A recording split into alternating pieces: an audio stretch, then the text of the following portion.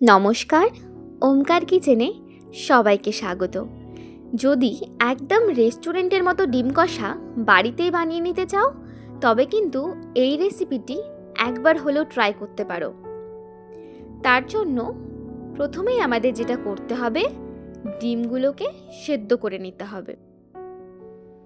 তারপর এখানে নিয়ে নিয়েছি বেশ কিছু উপকরণ, যেমন টমেটো কুচি, পেঁয়াজ কুচি, লঙ্কা, বেশ কয়েক কোয়া রসুন ও আদা কুচি। একটি ফ্রাইং প্যানে পরিমাণ মতো সর্ষের তেল গরম করে তাতে প্রথমেই দিয়ে দেব গোটা জিরে। জিরেগুলো সামান্য একটু ফুটে এলেই তার মধ্যে দিয়ে দেব কুচি করা পেঁয়াজগুলো। পেঁয়াজগুলো হালকা করে ভেজে নেব, খুব বেশি ভাজার প্রয়োজন নেই। পেঁয়াজগুলো একটু বাদামি বাদামি হয়ে এলেই তার মধ্যে দিয়ে দেব আগে থেকে কুচিয়ে রাখা টমেটোগুলো। টমেটো অ্যাড করেও এটিকে বেশ কিছুক্ষণ আমরা ভেজে নেব। টমেটো ও পেঁয়াজগুলোকে কিছুক্ষণ ভেজে নেওয়ার পর তার মধ্যে এবার দিয়ে দেব আদা কুচি, রসুন ও কাঁচা লঙ্কা। আবারও সব কিছু খুব ভালো করে ভেজে নেব। দেখো, সব কিছু ভালোভাবে ভাজা হয়ে গেছে। এবার এগুলোকে নামিয়ে নিয়ে ঠান্ডা করে নেব। এদিকে কিন্তু ডিমগুলো সেদ্ধ হয়ে এসেছে। এবার একে একে সমস্ত ডিমের খোসাগুলো ছাড়িয়ে নেব। দেখো, সব ডিমের খোসা ছাড়ানো হয়ে গেছে। এইবার একটি ছুরির সাহায্যে ডিমগুলোকে দুই ভাগে ভাগ করে নেব। সমস্ত ডিমগুলো এভাবেই ভাগ করে নিয়েছি। এইবার ওই আগে থেকে ভেজে রাখা উপকরণগুলো একটি মিক্সার গ্রাইন্ডারে দিয়ে একটি স্মুথ পেস্ট কিন্তু তৈরি করে নেব। তারপর ওই কড়াইতেই সামান্য পরিমাণ সর্ষের তেল আরও দিয়ে তাতে ওই কেটে রাখা ডিমগুলো একে একে সবগুলো দিয়ে নিয়ে খুব ভালো করে ডিমগুলোকে ভেজে নেব। এই সময় খুব সাবধানে কিন্তু ডিমগুলোকে উল্টোতে হবে, নইলে কিন্তু ডিমগুলো ভেঙে যেতে পারে। আমাদের ডিম ভাজা কিন্তু একদম তৈরি। এবার একে একে সমস্ত ডিমগুলোকে নামিয়ে নেব। এইবার ওই তেলের মধ্যেই একটি তেজপাতা, কিছু গোটা গরম মশলা ও জিরে ফোড়নে দিয়ে একটু ভাজা ভাজা হয়ে এলেই তার মধ্যে দিয়ে দেব ওই আগে থেকে তৈরি করে রাখা পেস্টটি।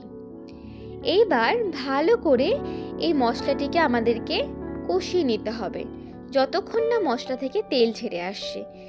যে কোনো রান্নার ক্ষেত্রে কিন্তু এই মশলা কষানোটি একটি প্রধান বিষয় হয়ে দাঁড়ায়। যত ভালো তোমরা মশলা কষাতে পারবে, ততই কিন্তু সুন্দর হবে রান্না। এবার এখানে দিয়ে দেব হচ্ছে বেশ কিছু উপকরণ।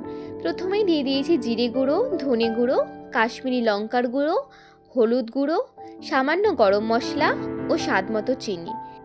তবে এইখানে যে কাশ্মীরি লঙ্কার গুঁড়োটা ব্যবহার করেছি, এটা কিন্তু সম্পূর্ণ রঙের জন্য, এর জন্য স্বাদের কোনো হেরফের হবে না। তোমরা চাইলে স্কিপ করতে পারো। এবার বেশ কিছুক্ষণ ঢাকা দিয়ে মশলাটিকে একটু কষিয়ে নিয়ে তার মধ্যে দিয়ে দেব আগে থেকে ফেটিয়ে রাখা 2 টেবিল চামচ টক দই। তবে অবশ্যই খেয়াল রাখবে, টক দই দেওয়ার সময় কিন্তু গ্যাসের ফ্লেম থাকতে হবে একদম কম, নইলে কিন্তু দইটি কেটে যেতে পারে। এরপর এখানে দিয়ে দেব হচ্ছে পরিমাণ মতো গরম জল। তবে জলের পরিমাণটা তোমরা তোমাদের পছন্দ অনুযায়ী কম বেশি করতে পারো। তবে আমি বলবো এই ক্ষেত্রে কিন্তু গ্রেভিটা একটু কম রাখারই চেষ্টা করো। তারপর এখানে দিয়ে দিচ্ছি স্বাদমতো নুন। নুনটা অবশ্যই তোমরা তোমাদের স্বাদমতো বুঝে দেবে। তারপর কিছুক্ষণ ঢাকা দিয়ে গ্রেভিটা ফুটে এলেই সব কিছু ভালো করে আরেকবার মিশিয়ে নেব। এইভাবে বেশ কিছুক্ষণ গ্রেভিটিকে ফুটতে দেব। মাঝে মাঝে একটু করে ঢাকা দেব ও গ্রেভিটাকে ভালো করে ফুটিয়ে নেব। গ্রেভিটা একটু ঘন হয়ে এলেই তারপর এখানে দিয়ে দেব আগে থেকে ভেজে রাখা ডিমগুলো। একে একে সব ডিমগুলো এখানে দিয়ে দেব। এরপর কিন্তু আমাদের আর বেশি কোনো কাজ নেই। একটুখানি ওয়েট করলেই তৈরি হয়ে যাবে একদম রেস্টুরেন্টের মতো এগ মশালা কারি। এবার ওপর থেকে দিয়ে দিচ্ছি কাসুরি মেথি। এটা অবশ্যই ব্যবহার করো, তাতে করে কিন্তু এই ডিম কষার স্বাদ আরও অনেক বেড়ে যাবে। কাসুরি মেথি দিয়ে কিছুক্ষণের জন্য আবারও ঢাকা দিয়ে ওপর থেকে দিয়ে দেব ধনেপাতা কুচি।